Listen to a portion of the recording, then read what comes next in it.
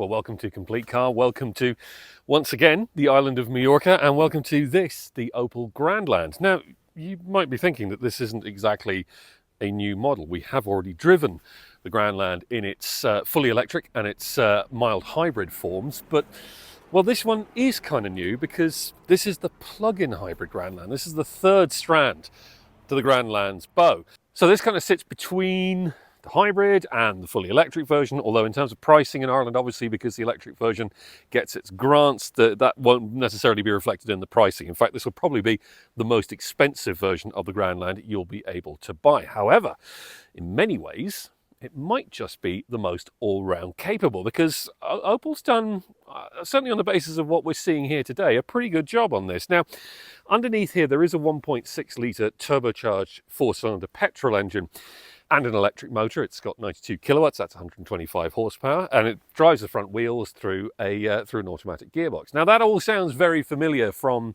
previous Stellantis group plug-in hybrid versions, if we think back to the likes of the 408, the 508, and so on.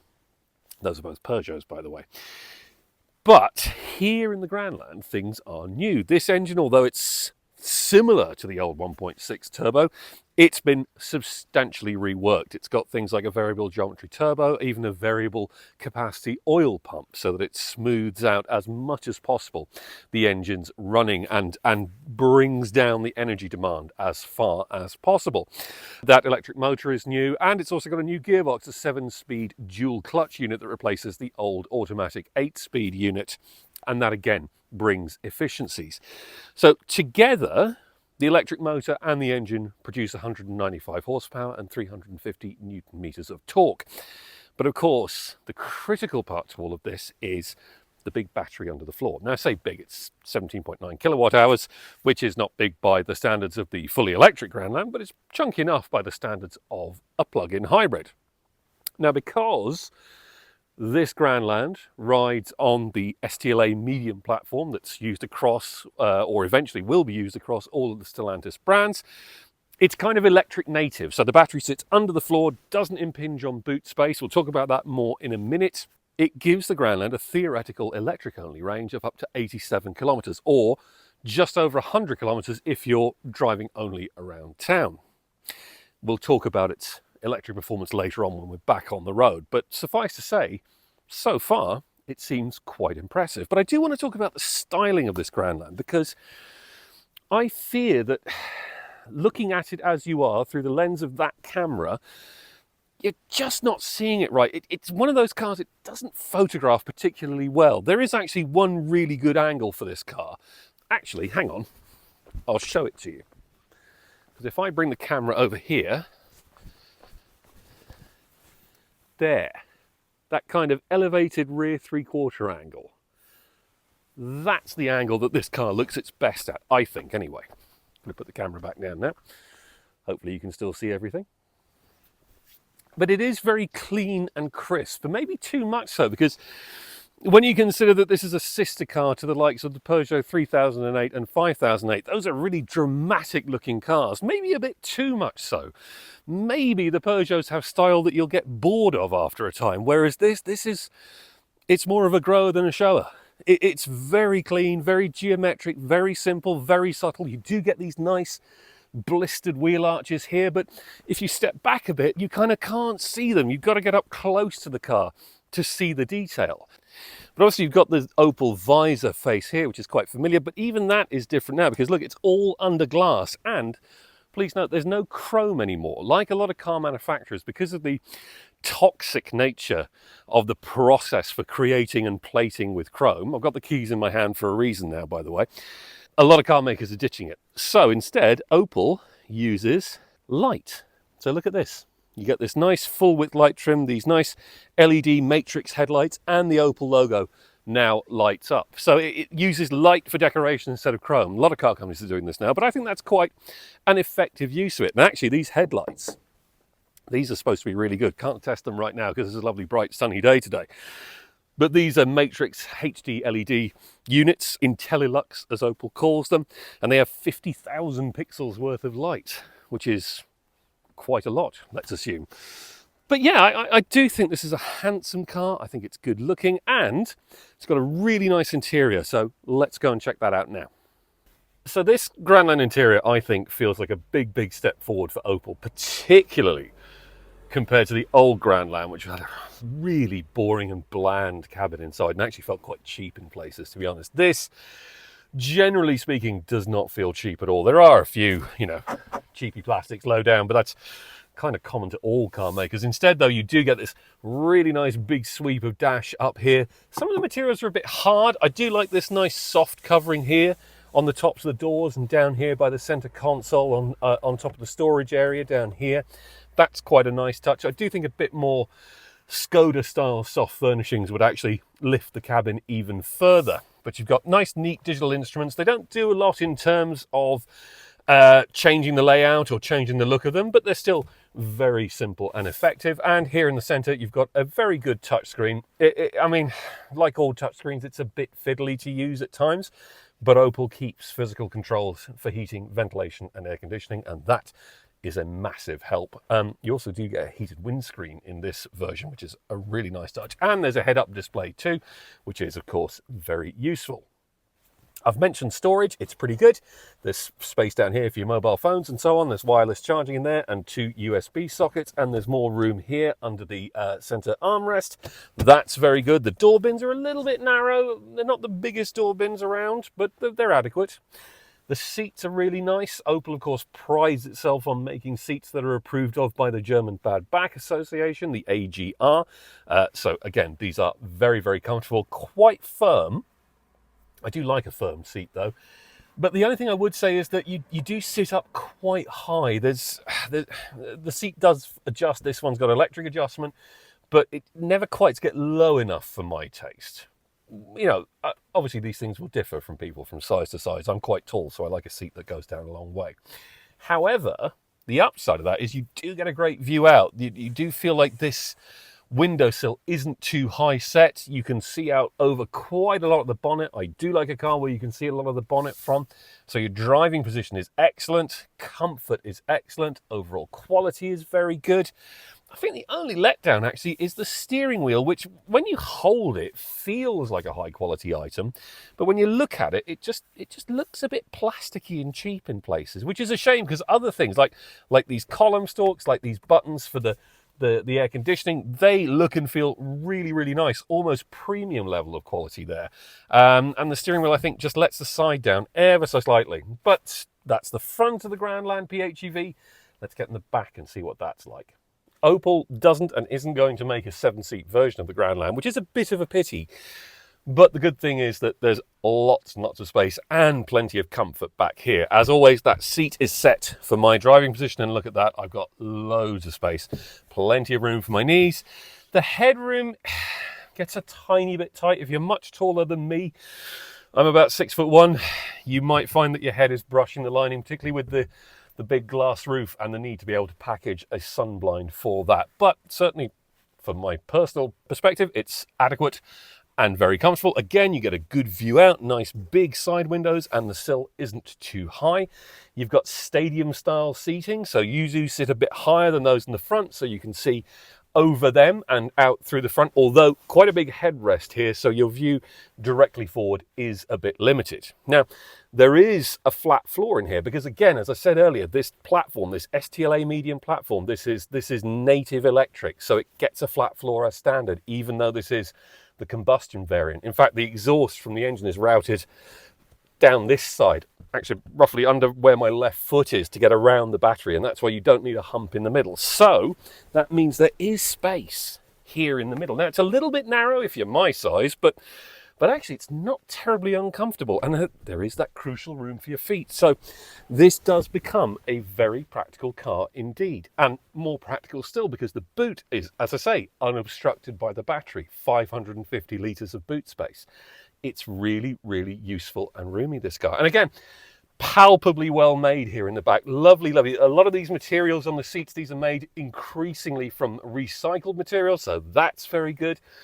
But they feel of high quality. They don't get that kind of slightly rubbery feel you get from some synthetic leather. And there's nice synthetic suede on this high-end version. Now, speaking of versions, Initially, at least, this is only going to come in quite a high grade, so it will be an expensive option in the Grandland lineup in Ireland. But hopefully, well, certainly Opel Ireland's hope is that eventually they'll be able to introduce a middle grade, which will still be pretty well equipped, but which will come in at a more affordable price. We won't get prices for a little while yet, but we'll update these reviews, certainly the written review of this car, when we have that price.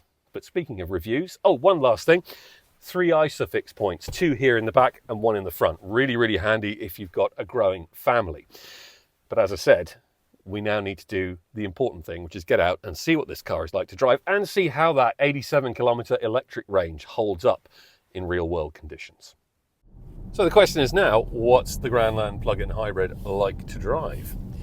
Well, I mean, it's not going to come as a dramatic shock if I say it's quite a lot like the other Grandlands, because it's a Grandland. It's just a little bit heavier. It weighs 1,800 kilos at the curb thanks to the big battery, although that is actually a little bit lighter than the fully electric version.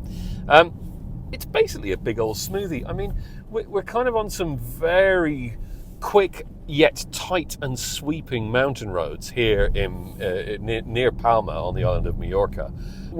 I mean, to be fair, that's probably not the best place to show off this car, because while it's fine and it's reasonably agile for such a big thing, you know, it's not that kind of car. It's not a sports SUV by any stretch of the imagination. The steering is quite light, although it is quite quick, I have to say. Chassis balance is actually very good.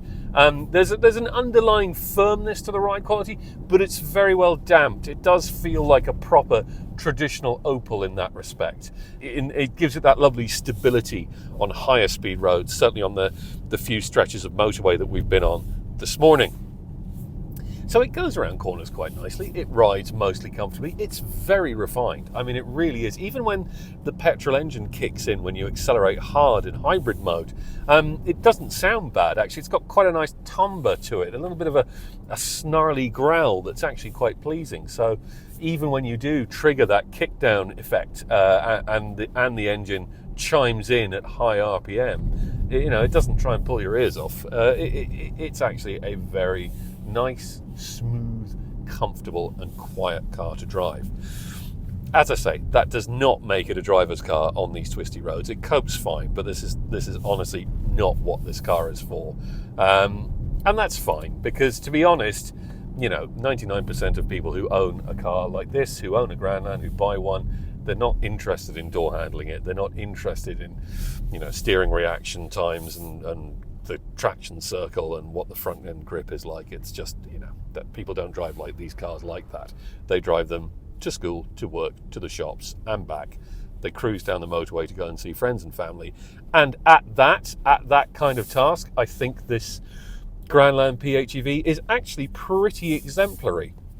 Now we need to talk about the electric range, because I started this morning with a fully charged battery. Haven't depleted it fully yet. It was telling me at that point that I had 72 kilometers of electric range available against a claimed 87 kilometer total. So it's reasonably realistic. The weather this morning was cool, but not cold. Kind of middling mild, about 12-13 degrees Celsius, and it's nice and dry. So it's ideal conditions for the battery to be giving its best, to be honest. But the good thing is that over a fairly mixed route, because we had to drive through city streets and then a bit of sort of low speed main road and then a bit of 120 km/h motorways and then this twisting mountain road, and all that time running in electric mode, it was chewing up battery at about the pace that you would expect to be able to get in and around 65 to 70 realistic kilometers out of it. I think if you obviously take it up non-stop on the motorway, you're going to burn through it an awful lot quicker than that.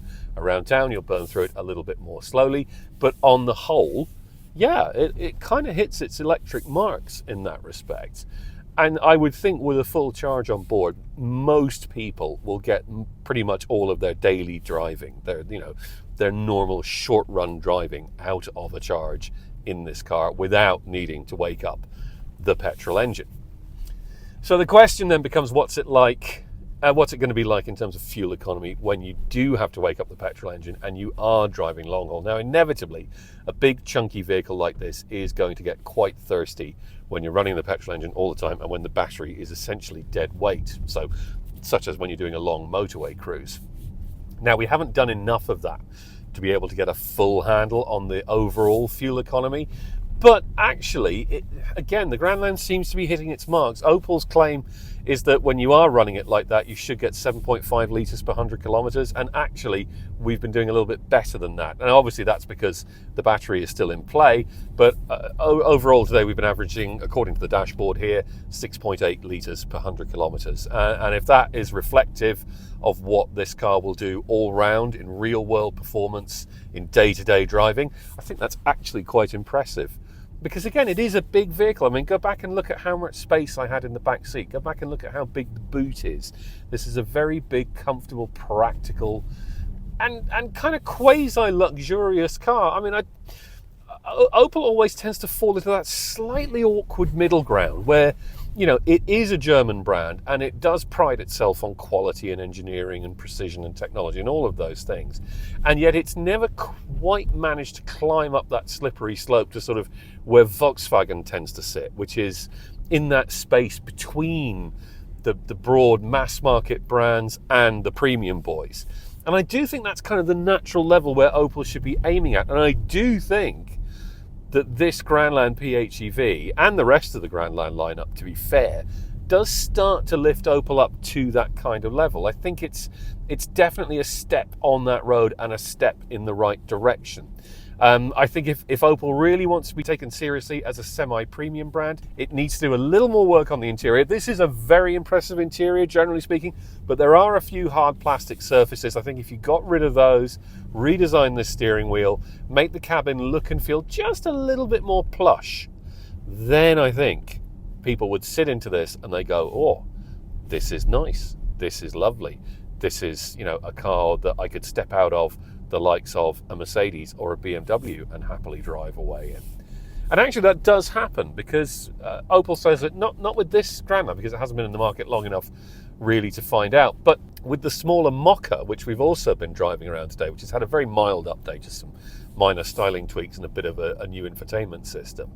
That car gets a lot of conquest sales, so a lot of people coming out of other brands to switch to Opel, and a significant number of them are coming from premium brands. They're coming out of Mercedes, they're coming out of BMWs, they're coming out of Audis. And I think the Grandland could actually do some of the same, because it does have that general image of, you know, Teutonic efficiency and quality. And yet it's a relatively affordable machine. Now, again, we don't have Irish pricing just yet, but we will get it fairly soon. And it isn't going to be a staggeringly expensive car, this. It's going to be pricey, because everything is these days, but it won't be out of line with any of its, you know, broad mass market competitors. And it'll certainly be better value than the big expensive premium boys. So yeah, I quite like this car actually. It's got a nice kind of smooth, easygoing vibe about it. I like the space, I like the quality, I like the practicality, I like the efficiency of the plug-in hybrid system. I like its smoothness and its refinement. I like its styling too. I genuinely think this is a very handsome car, although again, as I said earlier, you need to get up close to see the finer details. So yeah, I mean, net of knowing what the price will be, I think there's a bit of a thumbs up for this Opel Grandland PHEV. A very nice car with a very good powertrain that could potentially suit an awful lot of people. We've seen an explosion in plug-in hybrid sales in the last couple of months in Ireland. People really do seem to be going for that kind of middle ground sweet spot between fully electric and plain old hybrid or petrol power, getting that electric range, that useful, usable electric range, without having the fear of not being able to do long journeys at the drop of a hat. And I think that's actually a pretty good space to be in. If you can charge at home and charge this car up every night, particularly on cheap rate electricity, it'll cost you absolute buttons to run. Because as I say, that 65, 70 kilometre genuine real world range, that'll do you. That'll do you from Monday to Friday. And then Saturday, Sunday, if you want, pack it up, put the suitcases in the boot, put the kids in the back, strap down the dog, and head off out into the countryside. And I think that's a very tempting motoring prospect. And the Grandland PHEV slots into that very, very nicely indeed.